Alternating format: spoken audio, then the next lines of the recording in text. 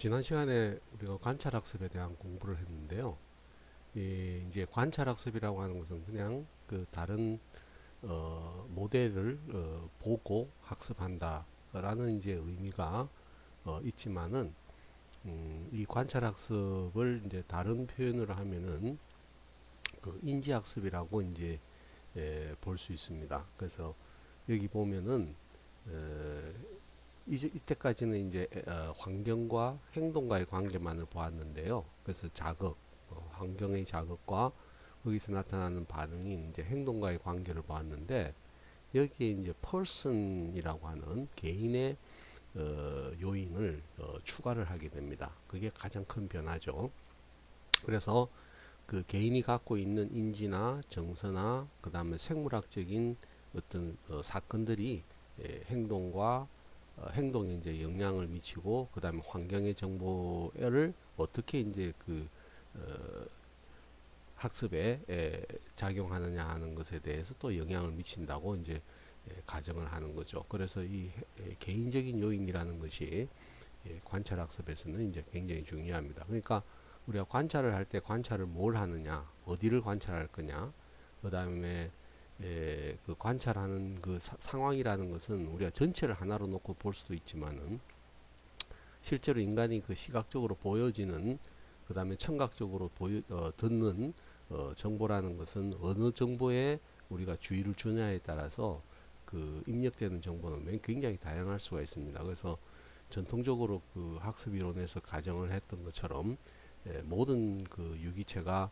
그 똑같은 상황에 놓여지더라도 그 개인이 어떤 자극에 주의를 주냐에 따라서 그게 이제 굉장히 패턴이 달라진다라고 하는 거. 어떤 정보를 이제 수용하느냐는 것은 굉장히 다양할 수 있다라고 하는 것이 이제 또 하나 중요한 변수로 작용을 하게 됩니다.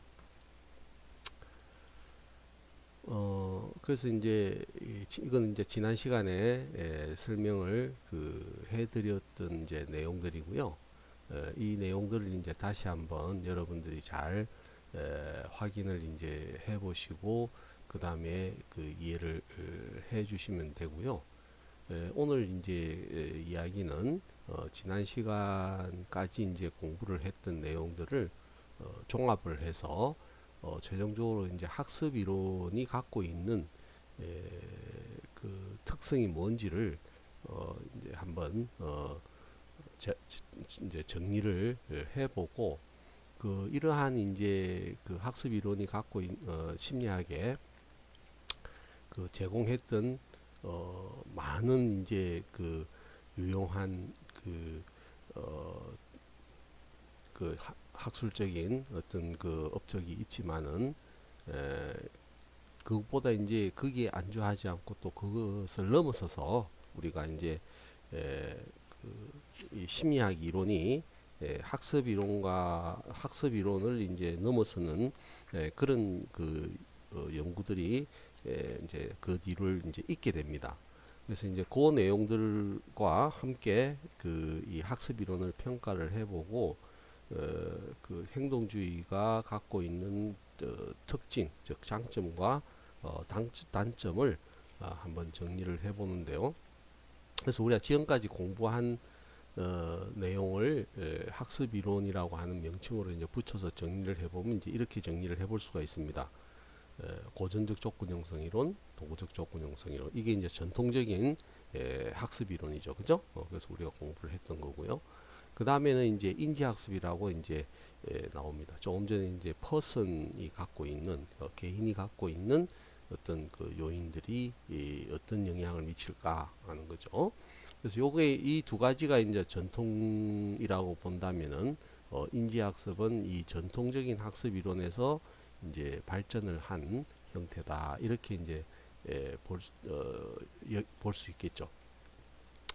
여기에는 이제 세 가지 종류가 있는데 이 세 가지 종류가 갖고 있는 특징은 뭐냐면은 바로 강화 없는 학습입니다. 제일 세 가지가 다 갖고 있는 공통적인 특징은 강화가 없이도 학습이 일어난다라고 하는 거죠. 그래서 이제 그 톨만의 실험이라든지 그 다음에 이제 퀘르의 그 슐탄의 실험이라든지 이런 것들은 통찰학습은 갑작스럽게 이제 그 학습이 일어나는 거니까 전혀 강화 없이 문제 해결이 가능하다는 그런 주장이고, 잠재학습은 강화 장면에 노출이 되지 않았는데도 불구하고 갑작스러운 강화를 주었을 때 급작스럽게 이제 오류가 감소하는, 이거는 급작스럽게 행동이 다른 행동이 나타날 수 있는. 그 다음에 또 하나는 이제 이거는 이제 직접 경험을 하지 않더라도 그 다른 유기체의 경험을 통해서 이제 그 학습이 될 수 있다라고 하는 이제 이런 주장들이죠.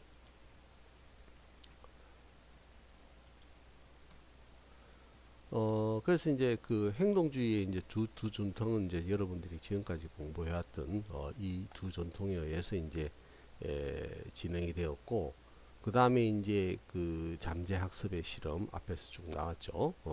그 다음에 이게 이제 관찰학습입니다. 그 유명한 실험인데 보보돌이라는 실험이에요. 그러니까 여기에 모델이 이제 행동을 하는 걸 보고 그 다음에 이제 아동들이 그걸 그대로 이제 따라하는 이런 실험인데 별로 바람직하지 않은 실험이죠. 이것도 이제 윤리적인 문제가 있긴 한데 이런 이제 정도의 그 현상이 발생할 수 있다라고 하는 것만 알아주시면 됩니다. 그 다음에 이제 그 슐탄의 침팬지 동물 학습에 대한 통찰 학습 실험입니다. 그죠? 자, 그러면은 이제 그 학습이라는 것이 인간의 그 행동을 중심으로 해서 그 많은 설명을 하고 있는데, 그럼 학습의 한계가 없느냐? 이제 학습의 한계가 이제 어떻게 보면은 꼭 그 행동주의의 어떤 그 평가이긴 하지만은 비판이라고 보기는 좀 어려울 수도 있습니다. 그러니까 왜냐하면은 그 강화라고 하는 것이 행동의 변화를 야기시키는 중요한 요인이라고 하는 사실 자체는 비교적 많은 현상에서 밝혀졌고요. 그렇기 때문에 이제 그 현상을 얼마만큼 강조하느냐는 측면에서 그게 절대적이냐, 그러면 강화 없는 학습이라는 것은 일어나지 않느냐 하는 문제하고, 그 다음에 또 하나는 그 학습이라는 것의 개념의 한계예요. 그러니까 학습은 주로 이제 습득의 과정에 초점을 둔 건데, 학습된 내용이 어떻게 유지가 돼야 그 다음에 이제 유사한 상황에 대해서 그 행동을 적절한 행동을 하게 되는 거잖아요. 그럼 그 과정에서 과연 그 강화라는 개념, 그 다음에 자극과 반응이라는 것의 연합만이 그 행동에 작용하느냐, 이제 이 문제가 이제 남게 되는 겁니다. 어쨌든 이제 학습의 한계라는 것에 대해서 여기에 이제 어떤 요인들이 이제 소개되는지를 한번 살펴보고요. 그 다음에 이제 최종적으로 그 행동주의에 대한 평가를 한번 해보도록 하죠. 이거는 이제 앞에서 나왔던 그 논쟁입니다. 그죠? 유전과 학습의 역할. 이거는 이제 1장에서 나왔고, 그 다음에 이제 그래서 경험을 강조하는 입장, 그 다음에 유전을 강조하는 입장, 그 다음에 이제 그 학습이라는 것도 결국 그 유전과 이렇게 별개가 아니다. 그러니까 세대를 걸쳐서 학습한 그 능력이 유전으로 이제 표현된 거다. 이제 그래서 그 이 모든 행동은 선천성과 후천성의 조합이다. 가장 그 어, 타당할 수 있는 그 결론입니다. 그래서 이게 이제 앞에 나왔었는데, 그럼에도 불구하고 어디에 더 비중을 두느냐, 선천성의 비중을 두느냐, 후천성의 비중을 두느냐, 이제 이게 계속 논쟁은 되고 있죠. 첫 번째 나오는 게 이제 신체적 특징입니다. 그러니까 그 첫 번째 줄에 보면은 물고기가 줄넘기를 할 수 없고 사람이 물 속에서 숨을 쉴 수가 없고 암소가 뱀처럼 꽈리를 털 수가 없는 것. 여기에 이제 그 비둘기가 핑퐁을 하기가 어려운 것은 신체적으로 이 주둥이를 갖고 있기 때문에, 그 다음에 발은 동물을 하늘에서 내려와서 동물을 잡거나 아니면은 이렇게 땅에 이제 서 있을 때 지탱하는, 그러니까 날개가 그 결국 이제 우리가 움직이는 그 손이라고 본다면 이 날개의 기능이 날기 위해서 이제 만들어졌기 때문에 우리가 갖고 있는 그 손의 기능하고는 이제 다르다는 거죠. 뭐 그런 것. 그 다음에 이제 개가 개의 그 후각이 이제 굉장히 예민하다는 것. 그 다음에 이제 그 매는 반대로 이제 시각이 굉장히 발달돼 있죠. 그래서 이제 개는 후각과 관련된 음식 맛에 이제 그 민감한 어, 그 연합이 일어날 수 있고, 매는 시각적인 자극에 근거한 그 특성의 이제 그 연합이 일어날 수 있는 이제 그런 것들도 하나의 이유라고 볼 수가 있겠죠. 그래서 그 동물마다 특정한 학습을 할 수 있는 어떤 그 능력이라는 것은 바로 이제 신체가 갖고 있는 특징에 따라서 이제 달라지는 거죠. 신체의 특성이라고 하는 것은 어떤 면에서 보면은 그 동물이 그 환경에 적응해 온 과정입니다. 그러니 핑퐁을 하라는 거는 이거는 사람이 만들어 놓은 건데 비둘기가 과연 핑퐁을 할 필요가 있을까 하는 거죠. 그러니까 그거는 불필요한 행동을 하게 만드는 거는 떻게 보면은 인간의 욕심이라고 볼 수가 있습니다. 그래서 그 다음에 침팬지한테 이제 말을 가리키는 것도 마찬가지입니다. 뭐 수화를 배울 수 있느냐? 그럼 수화라고 하는 것은 사실은 그 인간 중에서도 이제 이 말을 할 수 없는 사람들이 배우는 건데, 그것도 굉장히 특정한 거죠, 그죠? 그런 상황, 그런 거를 동물들이 꼭 배워야 되느냐? 물론 이제 신체적인 특징 때문에 그런 건 배울 수 없다라고 하지만은 역으로 반대로 보면은 그런 해부학적인 구조를 가지고 있는 상황에서 그 우리가 필요로 하는, 우리가 그냥 이렇게 핑퐁은 사실 우리가 이제 그 게임으로 이제 하는 건데, 그런 게임을 왜 동물에게 시켜야 되는지 역으로 보면 아무런 그런 그 신체적 특성이라고 하는 것이 학습에 제한을 준다라고 하는 것 자체는 의미가 있을지 몰라도 그 학습이 되고 안 되고를 문제를 쏜다이크처럼 그 동물이 인간 지능을 갖고 있는지 없는지 그걸 평가한다는 것은 좀 별개의 문제가 아닌가 하는 생각도 들죠, 그죠? 만약 저 비둘기가 그 핑퐁 하고 싶으면은 몇십 세대를 거치면서 핑퐁을 하게 되겠죠.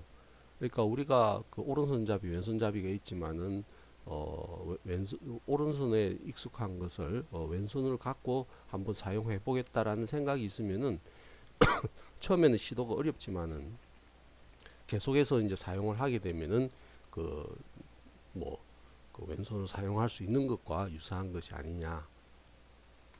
자, 그 다음에는 이제 학습된 행동의 유전 불가능성. 그러니까 학습이 과연 유전으로 전이가 될 수 있느냐 하는 건데, 그 맥도갈이 쥐의 전기 충격 회피 훈련을 이제 그 실시를 해서 전기 충격을 받은 쥐가 그 다음 세대에서도 세대의 전기 충격에 회피하는 그런 행동들이 그 전이가 되느냐 봤더니 전성은 안 되더라는 거죠.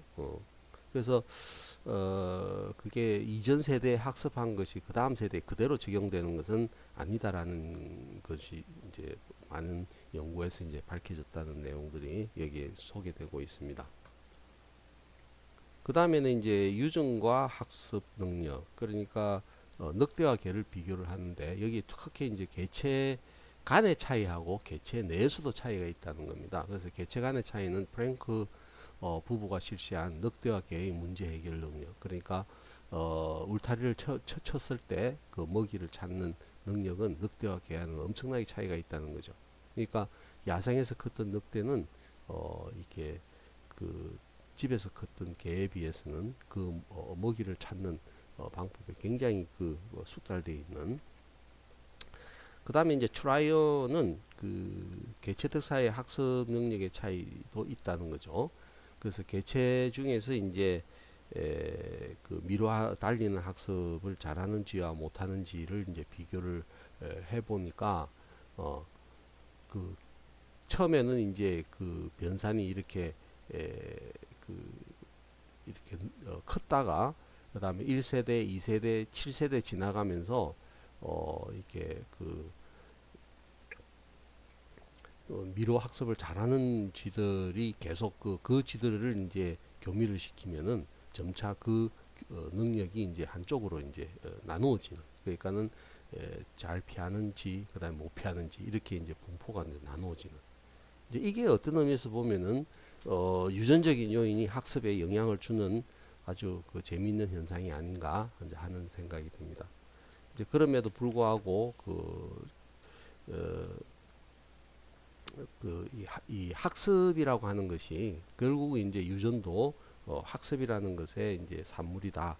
이렇게 이제 주장을 하고 있습니다. 그 다음에는 이제 신경학적 손상, 우리의 행동이라는 건 다 신경계의 활동이 작용이 돼야 되겠죠.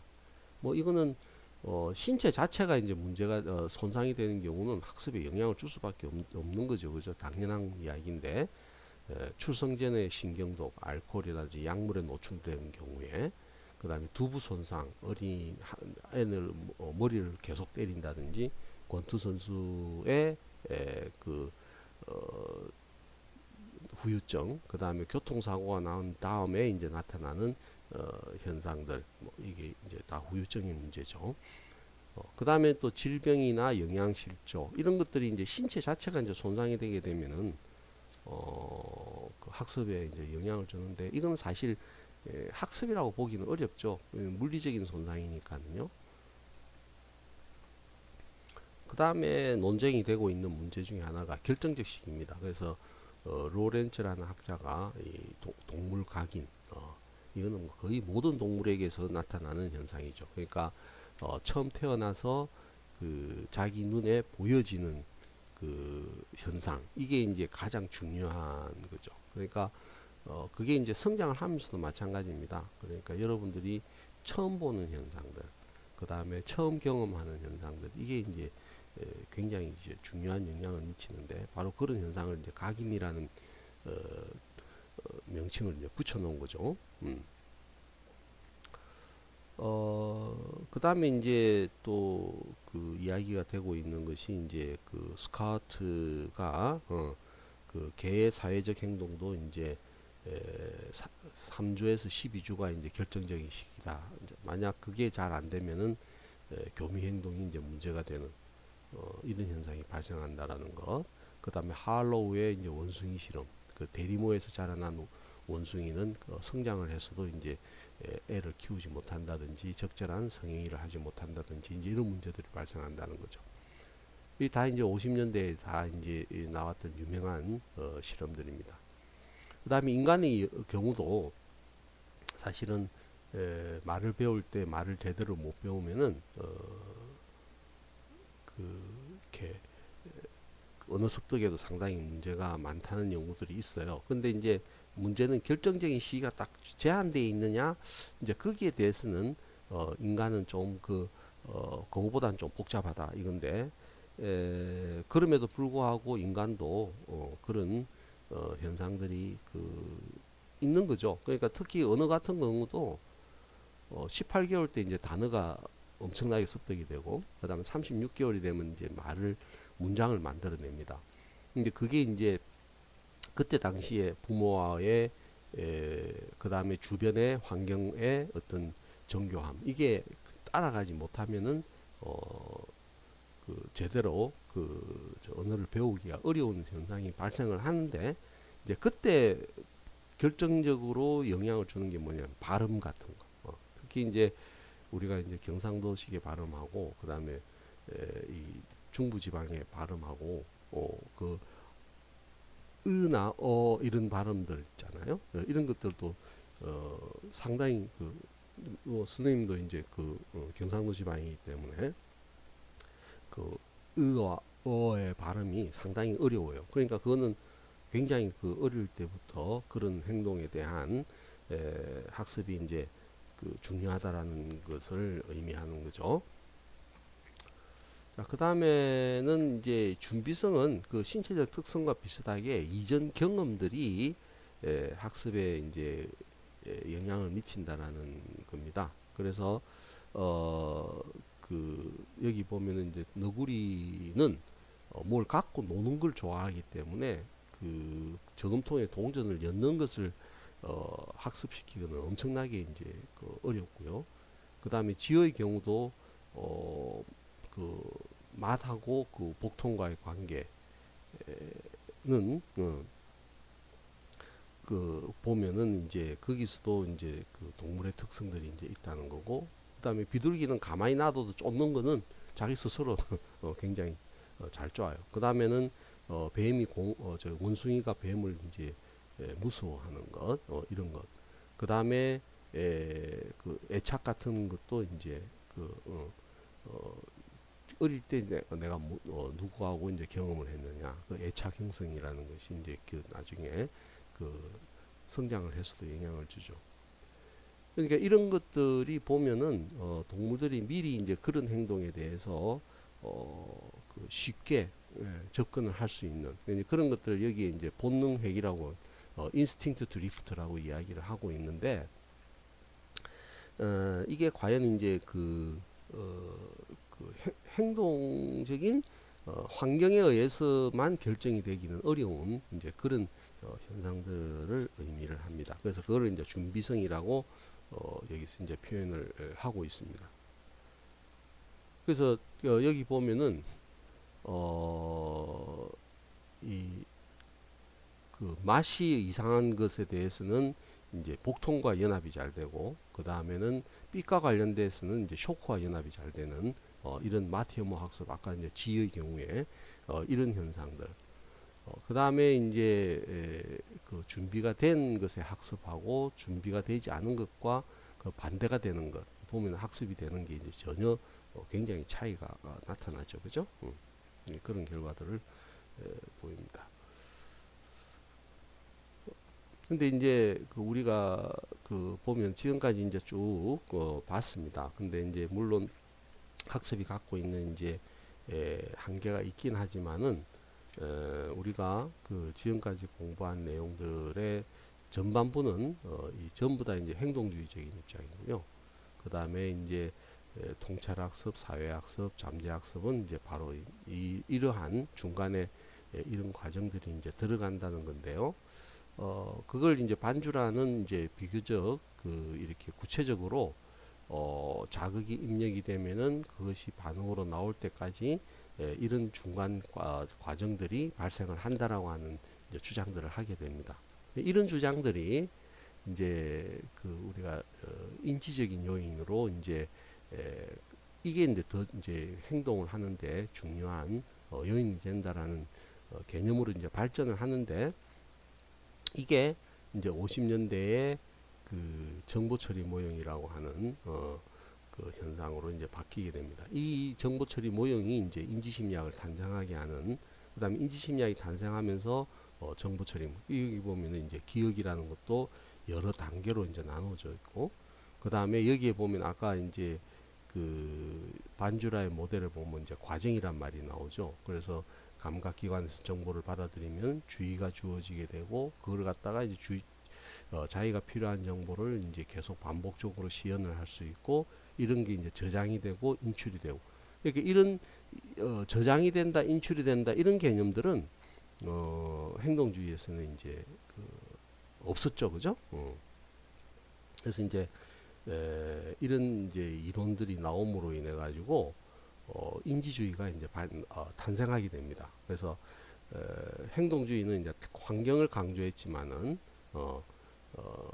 인지주의에서는 인지인 그 마음을 강조를 합니다. 그러니까 행동주의에서는 마음이라는 것은 눈에 볼 수 없기 때문에 연구의 대상이 될 수 없다라고 보는 거고, 그 다음에 그 인지라고 하는 것은 신경생리나 생물학적인 기초, 이거는 이제 신체적인 특징에 기반한다라는 것은 부인하지는 않습니다.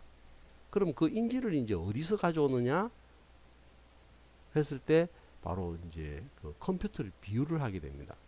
그러니까 실제로 존재하는 건 아니죠. 그러나 컴퓨터는 물리적인 시스템이잖아요. 그래서 그걸 이제 시각화할 수 있는 거죠. 그래서 인지주의는 상당히 이제 기능주의입니다. 어떤 면에서 보면은 기능적인 기능주의고 그 다음에 행동주의는 그런 면에서 보면은 상당히 기계주의죠. 기계주의, 환경의 노예다 이렇게 볼 수가 있는 거고 그래서 기계주의와 기능주의의 이제 차이입니다. 그러니까 어떤 것을 강조하느냐 이게 이제 바로 이제 그 과학자의 믿음이겠죠. 그러니까 여러분들도 이제 그걸 선택을 해야 돼요. 그 다음에는 이제 인지라고 하는 것은 그 신체와 고등 정신 기능이 이제 복합적으로 이제 그 구성되어 있는 그래서 굉장히 이게 그냥 자극과 반응의 관계가 아니고 이 여러 수준의 이제 그 정신적인 현상들이 서로 이제 복합적으로 이제 얽혀져 있다라고 가정을 하는 거죠. 그래서 정보 처리 체계 인간을 이제 정보 처리 체계로 보고 거기에는 이제 구조와 과정으로 구성되어 있다 이렇게 보는 겁니다. 좀 어렵지만은 이게 이제 어디에 들어가는 거냐면 아까 S하고 R 사이에 들어가는 개념들이에요. 이게 이제 정보 처리 개념으로 이제 보는 겁니다. 요게 이제 인지심리학에서 여러분들이 다뤄질 건데 선생님 미리 이제 소개를 좀 해드리는 거예요. 그래서 여러분들이 이제 선생님하고 한 학기 동안 이걸 공부를 했습니다. 행동주의적 접근. 근데 행동주의적 접근이라고 하는 거는 이 심리학에는 그것 이외에 여러 다른 접근들이 있다는 거고요. 여러분들이 이제 이런 접근들을 다 공부를 하면은 인간을 과연 어떻게 볼 것이냐 하는 관점들이 만들어지겠죠, 그죠? 그래서 그 행동주의는 인간의 마음을 모른다라고 보고 그 다음에 자극이라는 개념을 강조를 하고 반응이라는 개념을 강조를 합니다. 그래서 인간은 그 자극과 반응에 수동적으로 반응하는 거라고 본다면 인지주의는 아는 것이 중요하고 그 다음에 그 자극과 반응이라기보다는 능동적으로 구성하고 계획하는 그런 특징을 강조를 한다.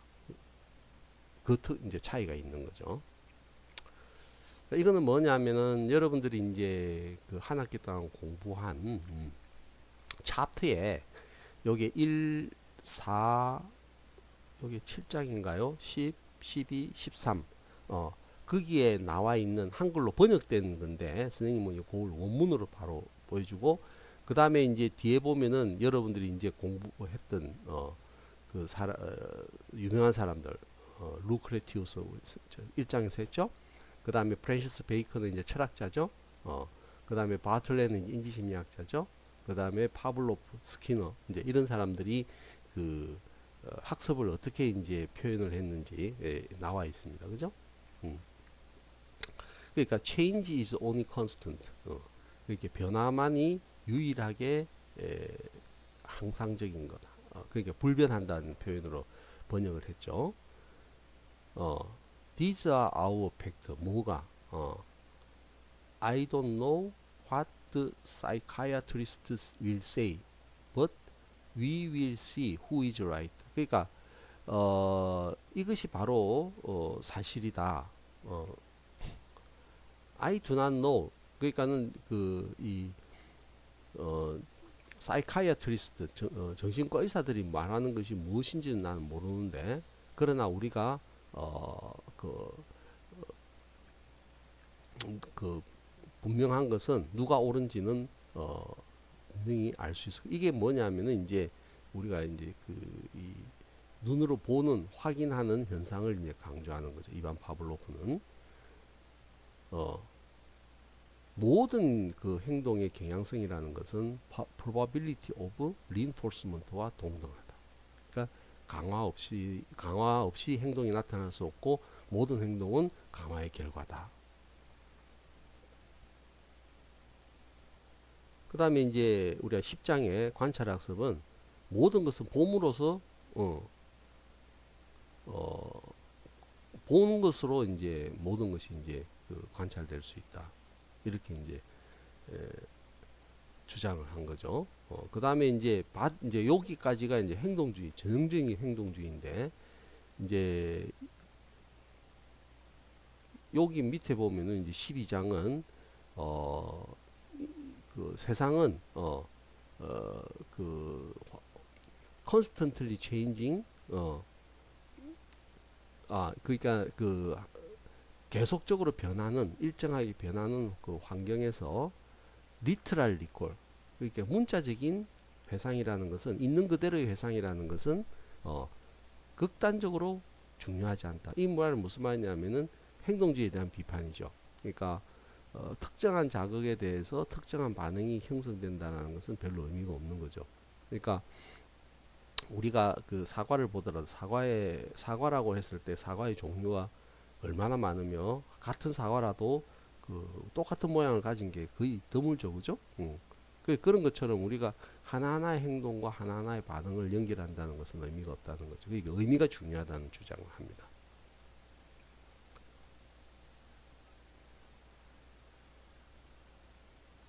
이제 이 행동주의의 가장 이제 멋있는 표현 중에 하나가 이거죠, 그죠?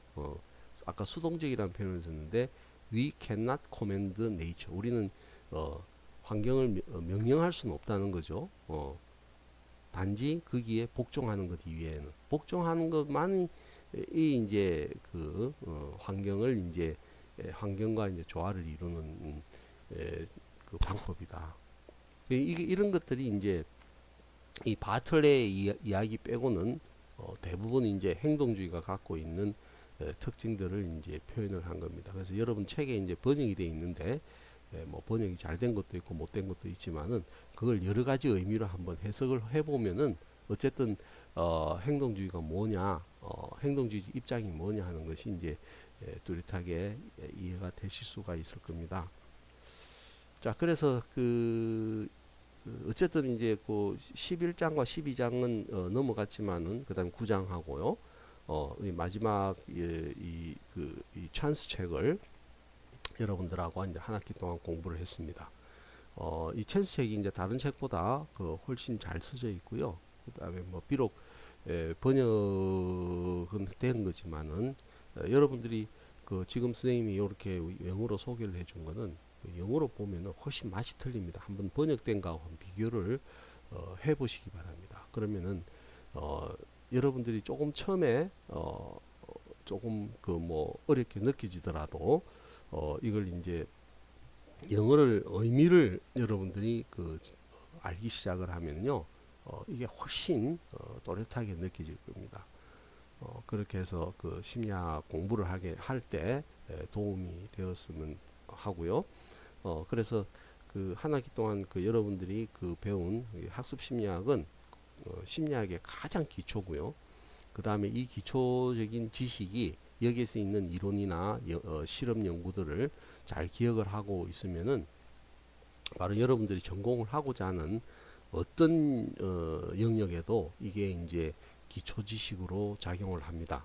물론 여러분들이 뭐 임상을 하든 상담을 하든 산업을 하든 그 다음에 뭐 아동 발달을 하든 어디에 가더라도 이 학습 심리학의 이론이 적용되지 않는 경우가 없어요. 그래서 그런 거를 그래서 여러분들이 심리학자로서의 어떤 그런 입지나 파워를 생각을 한다면은 이거는 반드시 여러분들이 공부한 지금까지 선생님하고 같이 공부한 이 행동주의적 입장이라는 거는 잊어버리서는 안 됩니다.